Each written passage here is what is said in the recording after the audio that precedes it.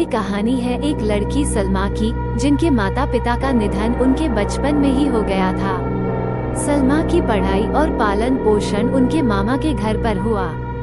बड़ी होकर उसने शहर में एक कॉलेज में प्रवेश पाया, जहां उसे हॉस्टल में रहने की सुविधा मिली। हॉस्टल एक पुराने भवन में था, जिसमें कई कमरे थे, लेकिन केवल नीचे के फ्लोर पर ही छात्र रहते थे। लेकिन किसी कमरे में जगह नहीं मिलने पर सलमा को पहले फ्लोर पर ही कमरा दिया गया। उसने अपना कमरा साफ किया, सजाया और अपनी सहेलियों के साथ रात का खाना खाने चली गई। रात के 9 बजे वापस आकर सलमा थक कर सो गई। रात के बीच में उसको अचानक ऐसा लगा कि कोई उसे देख रहा है। उसने पीछे मुड़कर देखा, लेकिन कोई नहीं था।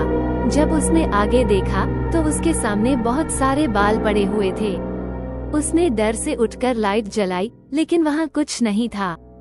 उसने सोचा कि यह उसका वहम है और वो वॉशरूम चली गई। जैसे ही वो वॉशरूम में गई, वहाँ की बिजली चली गई और दरवाजा बंद हो गया। उसी समय उसने एक बच्चे की आवाज सुनी, मरने आ गई तू। इसे सुनते ही सलमा के हाथ पैर ठंडे पड़ गए। उसने देखा कि कोई साया कमरे के बाहर चल रहा है। उसने हिम्मत करके दरवाजा खोला, लेकिन जब दरवाजा खुला तो कमरा खून से लथपथा हुआ था।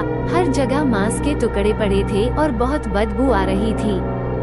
डर के मारे वह बाहर निकल गई, लेकिन उसके फ्लोर पर कोई भी नहीं था। तभी उसने दूर एक लड़की को देखा, जो अपने हाथों पर चल रही थी और उछाल के उसके ऊपर कूद गई।